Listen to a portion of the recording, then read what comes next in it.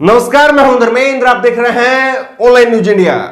आपने चुनाव के समय पर खूब सुना होगा कि भगदड़ मच गई है, मैदान छोड़ करके भाग गए हैं, नामांकन वापस ले लिया है। आपने चुनाव के समय पर ऐसी सुर्खियां, ऐसी खबरें खूब सुनी होंगी, लेकिन यह होता हुआ दिखाई दे रहा है। बंगाल में बीजेपी के पास में उम्मीदवार नहीं है। ममता सरकार के खिलाफ लड़ाने के लिए बीजेपी के पास में उम्मीदवार नहीं है, और जिनको बीजेपी उम्मीदवार बना रही है वो भी मैदान छोड़ करके भाग रहे हैं, मना कर रहे हैं। यह स्थिति आ गई है बंगाल के अंदर, और बंगाल में बीजेपी को अपने सांसदों को मैदान में उतारना पड़ा है। सिटिंग सांसद, सिटिंग जो एमपी हैं, उनको मैदान में उतारना पड़ रहा है। एक उम्मीदवार नहीं है एमएलए बनाने के लिए। बीजेपी की यह हालत है बंगाल में, और अमित शाह कहते हैं कि 200 पार आएगी। कैसे आएगी 200 पार? अब की बार 200 पार का नारा दिया है अमित शाह ने, फिर कैसे 200 पार आएगी? आपके कैंडिडेट में इतना विश्वास नहीं है कि वो लड़ेगा तो जीत पाएगा, ये विश्वास नहीं है, और इसीलिए जो है ये दिलचस्प हो गया है कि वो मना कर रहे हैं। आपको दो खबरें दिखाते हैं, दोनों खबरें आज ही से जुड़ी हुई है। बीजेपी ने जो है वो तीसरे और चौथे चरण के लिए टिकटों की घोषणा की, उम्मीदवारों की घोषणा की, और इसके बाद में जो है सबसे पहले तो आप ये देखिए कि किस तरह से भाजपा प्रत्याशी है रंतिदेव सेनगुप्ता, और इनको टिकट दिया गया है, लेकिन इन्होंने आश्चर्य जताया कि मुझे टिकट क्यों दे दिया। क्यों दे दिया?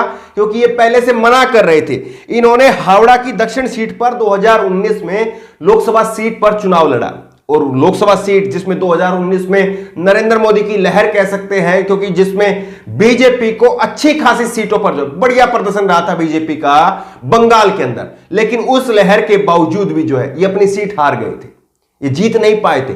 और अब इन्होंने मना किया था, ये नीचे आप देख रहे हैं, इन्होंने पार्टी को पहले ही बता दिया था कि वो चुनाव नहीं लड़ना चाहते हैं, लेकिन सूची में अपना नाम देख करके वो अचंभित हैं कि मेरा नाम क्यों आ गया, क्योंकि चुनाव लड़ने में पैसा भी लगता है, हारने पर फजीयत भी होती है, और अगले चुनाव के लिए टिकट भी नहीं मांग सकते हैं, कई सारे समीकरण होते हैं।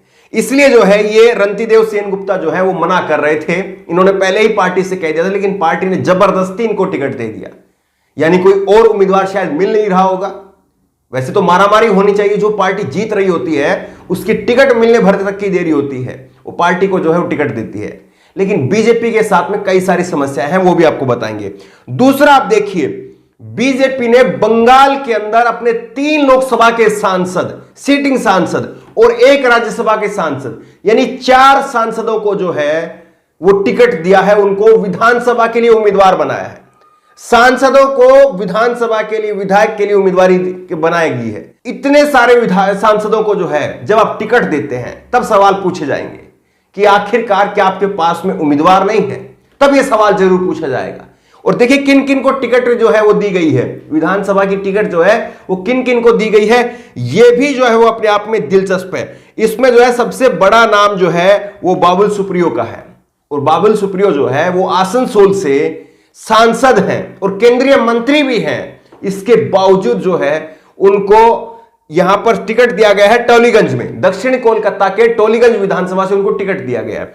इसके बाद में जो है हुगली लोकसभा सीट से लोकेट चटर्जी को, चंचुरा विधानसभा सीट से जो है उनको भी टिकट दिया गया है। इसके बाद में एक और कूच बिहार से सांसद हैं निथित प्रमाणिक, और इनको भी टिकट मिला है दिनहाटा विधानसभा से। और इसके बाद में राज्यसभा के सांसद हैं स्वपन दास गुप्ता, और ये हुगली जिले की तारकेश्वर विधानसभा से जो है वो इस बार उम्मीदवार बनाए गए हैं, वो विधानसभा का चुनाव लड़ेंगे। तो ये हालत हो गई है।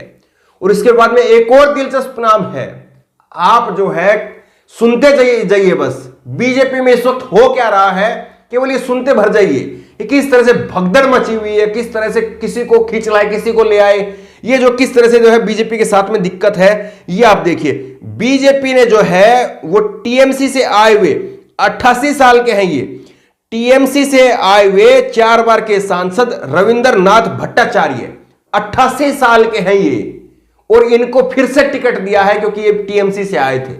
टीएमसी ने इनको मना कर दिया होगा, या टीएमसी में कुछ बात रही होगी, ये टीएमसी से जो बागी होकर के बीजेपी में आ गए, और बीजेपी ने इनको 88 साल के होने के बावजूद जो है वो विधानसभा का टिकट दिया है। अब यहां पर जो है लाल कृष्ण आडवाणी वो सोच रहे होंगे कि मुझको जो है, मुझ में ऐसी क्या खराबी थी ये आप देखिए कि बीजेपी के सामने बड़ी मुश्किल क्या है, इसको आप समझिए गहराई से। बीजेपी के सामने मुश्किल यह है कि एक तो ममता बनर्जी के लिए जो है, कोई माने या ना माने, लेकिन ये साफ तौर पर दिख रहा है कि जिस तरह की ग्राउंड रिपोर्ट लगातार आप लोग देख रहे होंगे, ममता बनर्जी के लिए एक लहर है पश्चिम बंगाल में। और ऐसे में बीजेपी के पास में वहां पर क्षेत्रीय जो है चेहरे नहीं हैं जो चुनाव वहां पर लड़ करके उनको जिता सके। और इसीलिए जो है बीजेपी ये चाह रही कि कैसे भी करके जो है वो नंबर ज्यादा किए जाएं और उसके बाद में फिर दोबारा चुनाव होंगे, उपचुनाव होगा तो वो देखा जाएगा। लेकिन फिलहाल जो है वो विधानसभा के अंदर जो है वो अपनी स्थिति मजबूत की जाए। और दूसरी बड़ी स्थिति जो है बीजेपी के लिए मुश्किल यहां पर खड़ी हो जाती है कि बीजेपी को मैनेज करना है। मैनेज किन लोगों को करना है? मैनेज उन लोगों को करना है जो टीएमसी से बागी होकर के आए हैं, और बीजेपी को अपने लोगों को भी मैनेज करना है। तो अब ऐसे में जो है 88 साल के लोगों को बीजेपी को उम्मीदवार बनाना पड़ रहा है, और बीजेपी को उन लोगों को उम्मीदवार बनाना पड़ रहा है जो बीजेपी से मना कर रहे हैं। तो बीजेपी के लिए कई सारी मुश्किलें हैं। और ऐसे में फिर अमित शाह जो है वो दावा करते हैं कि 200 पार जीतेंगे, और बीजेपी के कई सारे और नेता हैं। एक आप देखिए कि प्रवेश साहिब सिंह वर्मा है, और इन्होंने भी ट्वीट करके कहा कि बीजेपी बंगाल में 190 से 210 सीटों पर जो है वो जीतेगी। इसके बाद में इनको लोगों ने आईना दिखा दिया कि दिल्ली विधानसभा चुनाव के दौरान भी आपने कहा था कि मेरा ट्वीट सेव करके रख लीजिए, जिसमें भाजपा को 50 सीटें और आम आदमी पार्टी 16 सीटें और कांग्रेस 4 सीटों पर ये कह रहे थे।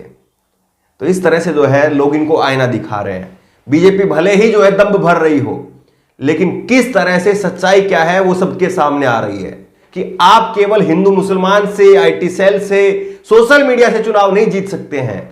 आपको अगर चुनाव जीतना है तो जमीनी स्तर पर आपके नेता तैयार करने पड़ेंगे, और जमीनी स्तर पर उन नेताओं को काम करना पड़ेगा, तब जाकर के आप चुनाव लड़ पाएंगे, जीत पाएंगे।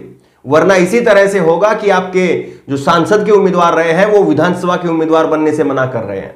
और ये तब है जब बीजेपी ने अपना पूरा दमखम लगा रखा है, उसके बाद में जो है वो बीजेपी को जो है वहां पर इस तरह से उम्मीदवार बनाने पड़ रहे हैं। और एक और बात है, इसमें एक बात और जो है वो ध्यान रखनी चाहिए कि अगर बीजेपी ये कह देती है कि जो ये 4 सांसद हैं, उसके बाद में हो सकता है कि अभी और जो है बीजेपी को उम्मीदवार घोषित करने बाकी हैं, उसमें भी कई सारे सांसदों का नंबर हो सकता है कि आ जाए। तो अगर बीजेपी ये कह दे या चुनाव आयोग ये कह दे, हालांकि इस तरह का नियम है नहीं, लेकिन अगर इस तरह का नियम होता कि जो भी विधानसभा का चुनाव लड़ेगा उसको अपने सांसद से जो है वो इस्तीफा देना होगा, सोचिए कि फिर उसके बाद में हालत क्या होगी। बाबुल सुप्रियो जैसे जो लोग हैं वो भी मना कर देंगे कि हम चुनाव नहीं लड़ेंगे, क्योंकि मालूम है लोगों को कि हकीकत क्या है। ये तो एक माहौल तैयार करने के लिए जो है वो इस तरह से बड़े बड़े चेहरों को जो है उतारा जा रहा है, लेकिन सच क्या है और सच्चाई में कितना जो है बीजेपी के लिए वहां पर लहर है या बीजेपी का कितना वहां पर क्रेज है, उन नेताओं को भी दिख रहा है, और इसीलिए वो मना कर रहे हैं। बस देख नहीं पा रहे हैं, तो इसको कुछ जो आईटी सेल के लोग हैं, जो ट्रोल हैं, अंधभक्त हैं, वो इस माहौल को जो है वो महसूस नहीं कर पा रहे हैं। वरना बीजेपी का सुपड़ा जो है वो पूरी तरह से साफ होता हुआ दिखाई दे रहा है, और इसीलिए लोग मना कर रहे हैं। जिस तरह से बीजेपी के उम्मीदवार जो है मना कर रहे हैं, बीजेपी को अपने मौजूदा सांसदों को, राज्यसभा सांसदों को विधानसभा का उम्मीदवार बनाना पड़ रहा है, इसको लेकर के आपकी राय क्या है? क्या आपको लग रहा है कि सही है, या वाकई अंदर खाने जो है भगदड़ मची हुई है और उसी को कंट्रोल करने के लिए बीजेपी ये प्रयास कर रही है? आपकी राय क्या है? नीचे कमेंट बॉक्स में अपनी राय जरूर दें, और इसी तरह की तमाम खबरों के लिए ऑनलाइन न्यूज इंडिया को सब्सक्राइब करें, साथ में जो बेल आइकन है घंटे उसको जरूर दबाएं, ताकि जैसे कोई वीडियो अपलोड करें उसकी नोटिफिकेशन आपको तुरंत मिल सके। धन्यवाद। इस खबर को अभी लाइक करें, शेयर करें, अभी चैनल को सब्सक्राइब करें और घंटी जरूर दबाएं।